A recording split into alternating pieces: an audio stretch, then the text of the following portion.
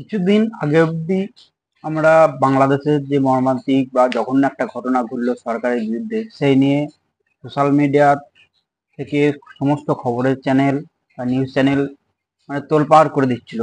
ঠিক তারই কিছুদিনের মধ্যে পশ্চিমবঙ্গ তথা ভারতবর্ষে ঘটে গেল অতি এক জঘন্য ঘটনা, জঘন্য, লজ্জাজনক ও মর্মান্তিক এক ঘটনা।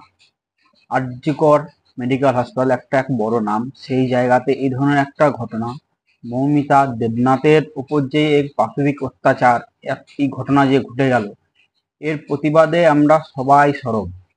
কে এই প্রতিবাদে এলো না এলো কোনো দেখার দরকার নেই, যারা এর সাথে আছে তাদেরকে নিয়েই মনে হয় এই প্রতিবাদে এগিয়ে যাওয়া উচিত। একটা কথা চিন্তা করা যায় যে কতটা জঘন্য অত্যাচার করা হয়েছে একটি মহিলার উপর, যে এক সাধারণ ব্যক্তি নয়, সে একজন ডাক্তার। তার উপর 18 থেকে 20 জন পুরুষ, সঙ্গে কি তার সাথে তার বান্ধবী মানে একটা তার সহকর্মীও কেউ সাথে ছিল, যে তার এই অত্যাচারে সঙ্গ দিয়েছে। কথাই বলে না, মেয়েদের বড় শত্রু মেয়েরাই হয়। এই ক্ষেত্রে যা বোঝা যাচ্ছে, একটা বড় সড়ো মাথা এর মধ্যে আছে, যেটা এখনো পর্যন্ত সুপ্রিম কোর্ট অব্দি পৌঁছেছে। দেখা যাক, আমরা চাই এর জাস্টিস চাই, আসলে সকলেই চায় এর জাস্টিস, কারণ এই জাস্টিস না পেলে আরো কত রেপিস্ট, কত অত্যাচারী মানুষ আছে যারা আরো সুযোগ পেয়ে উঠবে যাবে, যে ভবিষ্যতে তারা আরো কত কিছু খারাপ কাজ করতে পারবে এর যদি বিচার না হয় সঠিক। তবে বড় বড় মাথা আছে, তার সাথেও কিছুই মাননীয়, একটা যে 10 লক্ষ টাকা ঘোষণা করলেন, আরে দুদিন হয়নি তাকে 10 লক্ষ টাকা দিয়ে তার মৃত্যু বা তার এই অত্যাচারের বিচার হয়ে গেল। কেউ তো আছে যারা 5টা করে মন্ত্রিত্ব নিয়ে বসে, যদি কেউ মানে তারা দাবি করে যে উই ওয়ান জাস্টিস, সে কার কাছে জাস্টিস চাইছে? জাস্টিস তো সে এনে দেবে, দায়িত্ব তো তার, মন্তব্য তো তার। এ বিষয়ে বঙ্গাই যে একটা কথা বলেছে, খুব সুন্দর কথা, যে যে বিচারটা পাওয়া যাক, অপরাধীকে ধরে দেওয়ার জন্য সে 10 লাখ টাকা দেবে। আমি খুব খুশি, কারণ বঙ্গাই আমার একজন খুবই ফেভারিট ইউটিউবার। মানে একটা কথা তো ভালো করে বোঝাই যায় যে এভিডেন্স লুট করার জন্য দেওয়াল ভাঙা হয়েছে, এবং যে বড়সড় একটা ষড়যন্ত্র বা চক্র এর মধ্যে লুকিয়ে আছে, সেটাকে খুঁজে বের করা পুলিশের দায়িত্ব।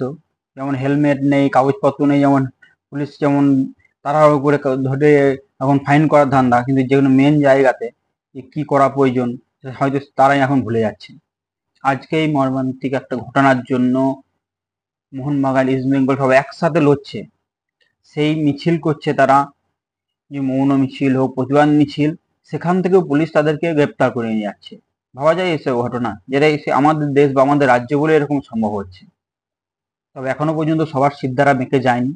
এখানে অরিজিৎ সিং, শ্রীলেখা মিত্রের মতো ব্যক্তিও অনেক আছে, যারা এটাকে সরাসরি সামনাসামনি সবার সামনে তুলে ধরছে ব্যাপারটাকে, বা একটা প্রতিবাদ গর্জে উঠছে। এবং যে অরিজিৎ বলেছেন যে এই 1 সপ্তাহের মধ্যে যদি কোনো রেজাল্ট না হয়, তিনি নিজে রাস্তায় নামবেন। তিনি রাস্তায় নেমে কি করবেন জানি না, অবশ্যই প্রতিবাদের সঙ্গে থাকবেন এবং এর বিচারে, সুবিচারের আশাতেই তিনি থাকবেন। তবে আমি একটা কথাই বলবো, যারা প্রতিবাদে বেরোচ্ছে বা মিছিলে বেরোচ্ছে তাদেরকে কোনো মতেই আটকাবেন না, নিজেরা যাবেন না, কোনো ব্যাপার নেই। যারা করতে চাইছে, এর বিচার চাইছে, আর এই বিচারটা চাইছে কার? আপনার মেয়ে, মা, বোনেদেরই তো। সেখানে আপনি তাদের সিদ্ধান্তটাকে বেঁকিয়ে দেবেন না এইটা বলে, হ্যাঁ কিছুই হবে না, এসব করে কি হবে, কোনো লাভ হবে, এসব একদমই বলবেন না। তাদেরকে ক্ষমতা যোগান, সাহস দেন, হ্যাঁ, যে এটা প্রতিবাদ করে এর বিচার আনা যায়। ছেলে মেয়েদের শিক্ষাটা ঘর থেকেই হয়, ঘরের প্রথম শুরু থেকেই। মেয়েদেরকে যেমন শিক্ষা দেওয়া হবে যে এরকম ছেলের সাথে মেশো না, এই সে করো না, তাই করো না, কিন্তু ছেলেদেরকেও ঠিক সেই একই শিক্ষা দিতে হবে, যে মেয়েদেরকে সুরক্ষার দায়িত্ব তোমাদেরই।